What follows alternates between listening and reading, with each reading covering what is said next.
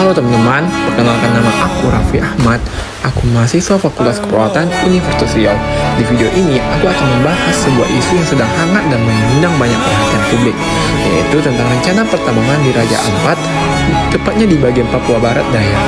Isu ini memicu pro penolakan dari berbagai pihak, karena menyangkut berkepentingan lingkungan, masyarakat adat, dan masa depan salah satu kawasan alam paling indah di dunia.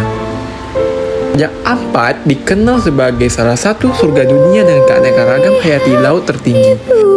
Terumbu karang, spesies ikan, dan ekosistem lautnya adalah aset penting yang tidak hanya untuk Indonesia, tetapi juga untuk dunia. Tak hanya itu, wilayah ini juga menjadi tumpuan hidup masyarakat adat yang telah menjaga alam secara turun-temurun. Namun, baru-baru ini beredar informasi bahwa sebuah perusahaan tambang bernama PT Anugrah Surya Pertama atau yang disingkat dengan PT ASA mendapatkan izin usaha pertambangan nikel di kawasan hutan lindung yang terletak di Wego Barat, salah satu wilayah utama Raja Ampat. Nah, total luas konsesi tambang mencapai ribuan hektar. Hal ini tentunya langsung menuai reaksi keras dari aktivis lingkungan, tokoh adat, masyarakat sipil, hingga netizen. Mereka menilai bahwa keputusan ini tidak masuk akal dan sangat berisiko, karena dapat menghancurkan ekosistem yang rapuh serta merusak citra Raja Ampat sebagai kawasan pariwisata konservatif.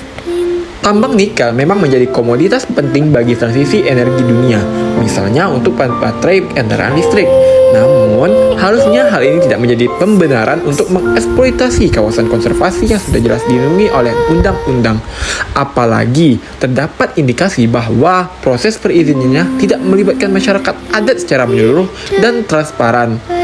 Dampak dari pertambangan bukan hanya pada lingkungan, air tanah, sungai, dan laut bisa tercemar. Kehidupan masyarakat yang bergantung pada laut bisa terganggu. Belum lagi resiko konflik sosial jika suara masyarakat lokal diabaikan. Kita harus ingat bahwa pembangunan berkelanjutan tidak hanya bicara soal keuntungan ekonomi saja, tapi juga soal kelestarian lingkungan dan keadilan sosialnya. Isu tambang di Raja Ampat ini membuka mata kita bahwa pengelolaan sumber daya alam di Indonesia masih sangat rentan terhadap eksploitasinya.